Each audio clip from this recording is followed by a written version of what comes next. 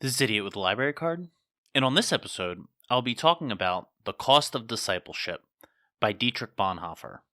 The Cost of Discipleship is a great work, considered by many to be a modern classic of theology. But it's hard to say if it would be as well known today if it was not for the life the author led. Dietrich Bonhoeffer was a German theologian in the 1930s. He is most famous for standing up against the Nazi regime as they came to power and while they were in power.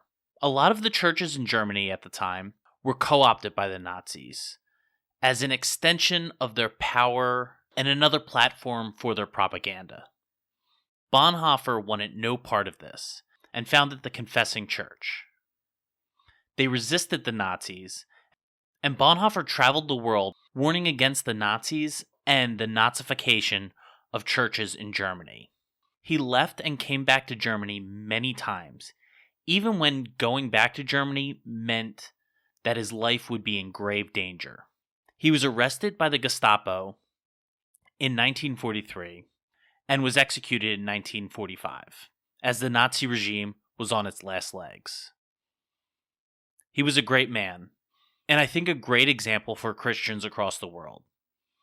He is an interesting person. There are many books by him and about him. They're worth a look if you're interested. I would say it seems The Cost of Discipleship is Bonhoeffer's best known work. If Bonhoeffer the person interests you, there is a very comprehensive and beautifully written biography called Bonhoeffer, Pastor, Martyr, Prophet, Spy, by Eric Metaxas. I've read it, and it is quite long, but it's a really good read, and it blends all the elements that make Bonhoeffer such an interesting person. As much as I could go on about Dietrich Bonhoeffer, I do want to now shift my focus on this book, The Cost of Discipleship. It was published in 1937. Despite it coming out at such an interesting time for the world, the book is a straight-up work of theology. The first section, and I would say the basis for the title of the book, is all about the call and action of discipleship. As far as scripture that's gone over in this section, it's mostly about the early stories in all the Gospels where Jesus calls his disciples, and also about people approaching Jesus and asking to be disciples of his, and then being rejected, or more to the fact, being asked to do something that they wouldn't be willing to do, and therefore did not become disciples of Jesus. This part is interesting because you see some themes that come up in other parts of the Bible, and also Christian belief.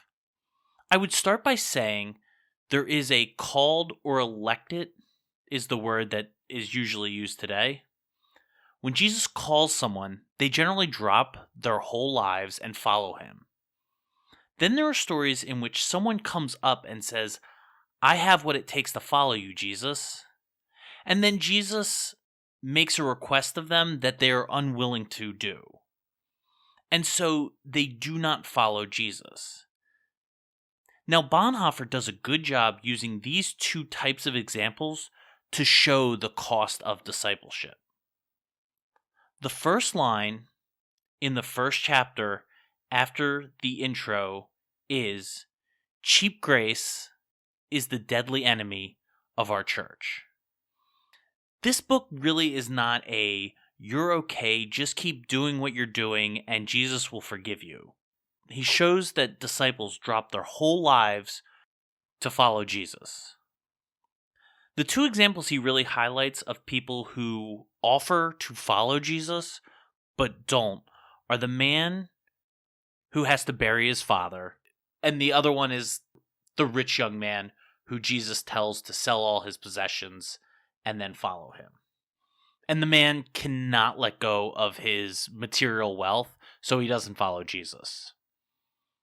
There's a lot of talk about the world and living in the world and outside the world. But I would say the general theme is not quite go out to the forest and live in like a Christian commune. It's more that to follow Christ is to live differently from others, to not follow the trends and forces of history or culture, but to free yourselves of following those fickle things and follow Christ instead. This section is good, but reading it as a Christian, it's kind of a feel bad, well, at least for me, section. It's generally a you're not doing enough or you're not doing things right to be a good disciple of Christ. So I think the message is important and well built upon in this section. It builds a whole picture of the life a Christian should live. It's very clear, it's very direct, and it's very well written. The next section, and my favorite in the book, covers the 3 chapters of the Sermon on the Mount. Now, if you are not familiar and have any interest in Christianity, I would say read or listen to the Gospel of Matthew, chapters 5 through 7. That is the whole Sermon on the Mount, and the Sermon on the Mount is one of the densest parts of the Bible. I don't mean dense as in slow-witted, but more like in the scientific term of weight divided by space. For the small amount of words in this section, the amount of information is so vast. And it looks at so many different aspects of life, not only Christian life, but kind of living normal life with other people. Now, this section of the book is about half of the book, or maybe just a little less. But not only is it half of the book, I would say it's the meatiest part of the book. Bonhoeffer is really effective in this part at tying together what can sometimes seem like almost random thoughts Jesus is having and making the lessons that Jesus is teaching extremely clear and also explaining it to a modern audience. The first section, and this section is basically split into 3, basically covering each chapter 5, chapter 6, and chapter 7. So the first section covers chapter 5, which is the Beatitudes. You know, blessed are those, meek, weak, mourning, those sayings. It is also where you get the salt of the earth, light of the world quotes. Lastly, there is what I would like to call a commandment multiplier. That's the part where Jesus explains it's not just don't commit adultery, but you should not be lusting after other women, as you are then committing adultery in your mind. Now, as you can see, there's a lot there that does not seem connected, but it is, and Bonhoeffer has such a good way of explaining it. It really comes down to, I think, a line that Bonhoeffer uses early on in this section sums up what Jesus is doing and what Bonhoeffer is focusing on. Quote, with each beatitude, the gulf widened between the disciples and the people. End quote. This really builds on the first section of the Cost of Discipleship, in that there is, or should be, an obvious divide between the way a Christian lives his life and basically regular people who live in the world. Really, you can sum up this section of Matthew if Jesus were to say, blessed are those who follow me, and this is the way to follow me. It's not an easy road or something you can be half in and half out on. This section, which has a few chapters, really focuses on what is called the visible life of Christians. Chapter 6 feels like it takes a sharp left turn. It actually doesn't. And it does stick with the theme of the Cost of Discipleship.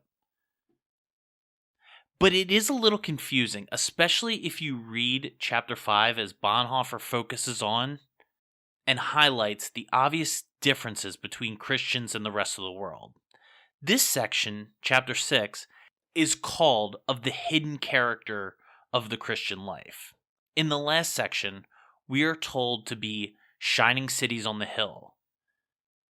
This chapter, it's basically do things like give alms in secret, pray in secret, forgive in secret, and don't worry so much about yourself. This is a great section of both the Gospel of Matthew, but also the Cost of Discipleship.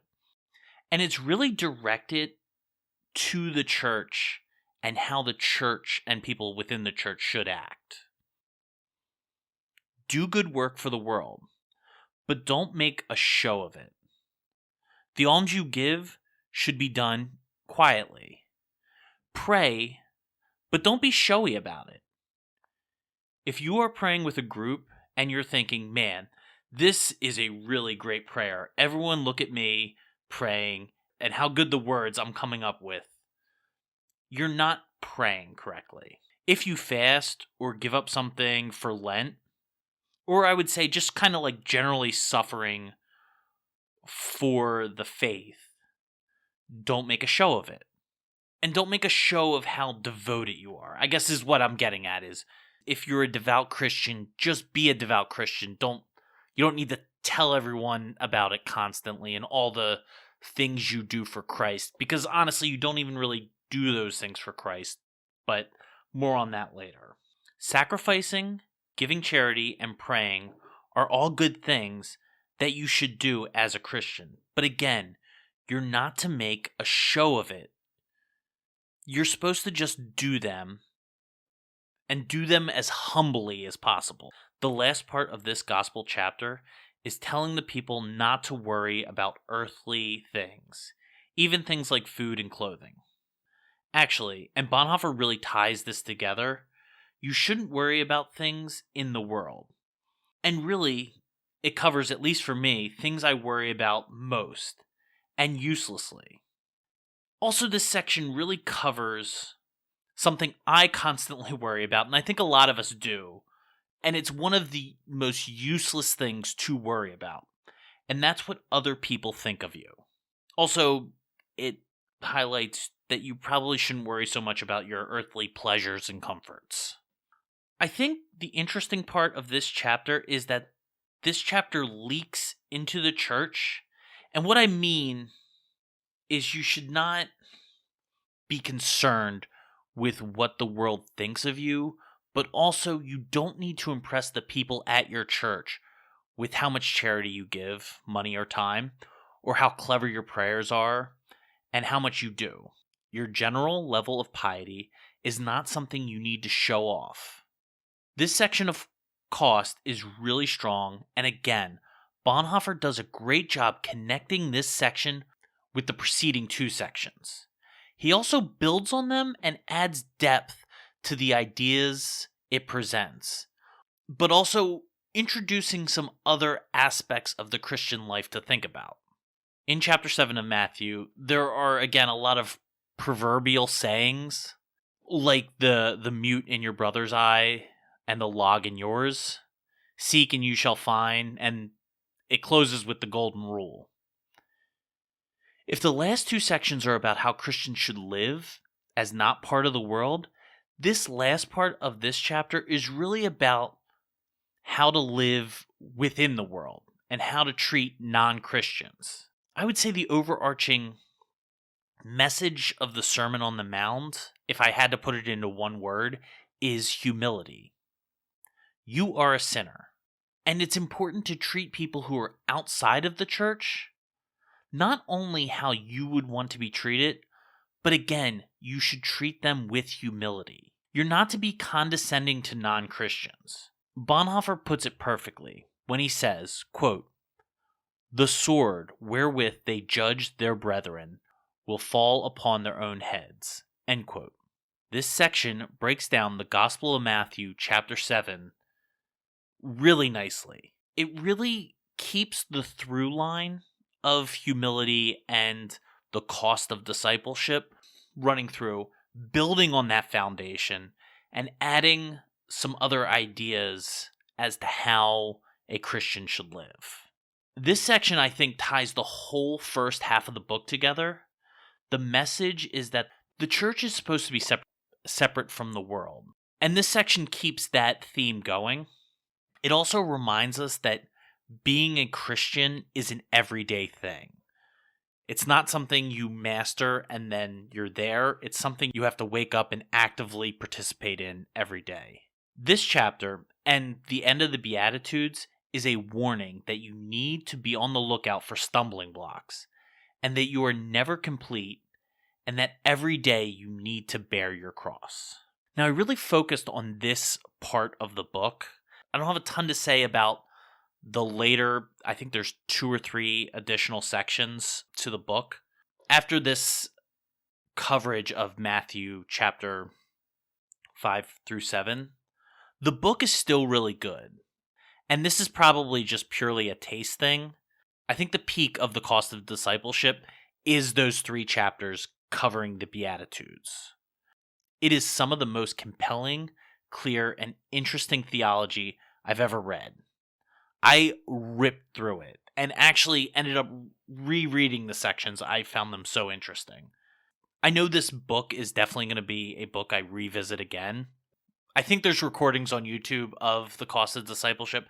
This is probably a section I will revisit shortly and often. There's still a nice third to half of the book left, maybe a bit more. I actually think it's closer to a third. There are 2 more sections. The next section continues to go through Matthew, and I would say I enjoyed it, and it has some really valuable lessons. I start to kind of lose the through line of humility and what the cost of discipleship is.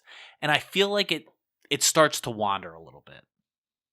The last section to me feels like unrelated essays written about, I mean, not random topics, but, Christian topics that don't quite connect to the general theme of the book. As I said, the section after the Sermon on the Mount is fine and still keeps with the theme of the cost of discipleship. It's just not as profound and well organized as that section covering the Sermon on the Mount. I would say, though, if you've made it this far in the book and you get to those sections, it's still a really good read. I was actually, when I got to the last section, I was kind of just done with the book. And I did have trouble finishing the last section. Again, seemed like kind of random topics. Things like Christmas came up. It was a little Bonhoeffer's fault. It was a lot my fault, just not being as enthused and having other things going on around me. It also, the last section, I would say lacks the profound feeling of importance, which is something Bonhoeffer really does well in the beginning of this book, is he makes you feel like reading this book should be and will be valuable and important to you. And it does feel very important. It makes you feel like the Christian life you're living is important, and it's encouraging in that way. The Cost of Discipleship is a great work of Lutheran and overall Christian theology. It was written less than 100 years ago. It does feel timeless, and like Augustine's Confessions, I think it will be read 1700 years from now. But it's only 70 years old, and I would say it's totally worth a read, and I think you should check it out. Christian, non-Christian, it's pretty interesting. I think if you're a Christian, you're going to get more out of it. If you're a non-Christian, though, and are interested in Christianity, especially, I would say, the philosophical aspects of the teachings of Jesus, this book does a really great job breaking it down, explaining it, and again, making it feel very important and grand. So that's The Cost of Discipleship by Dietrich Bonhoeffer. I took it out from the library and then actually ordered a copy on Amazon because I liked it that much. I kind of wanted just to have it in my house to read it when I would like to. So with that, thanks for listening. Please like, subscribe, and comment wherever you get your podcasts. And hopefully I'll be having another Lutheran theme show coming out. And sorry if you don't like the Lutheran theme shows. It seems I've been a little heavy with the Lutheran theme shows lately, but I'll also have some. I think I'm also going to be doing a show on another fun kind of random mystery novel. So look out for that too.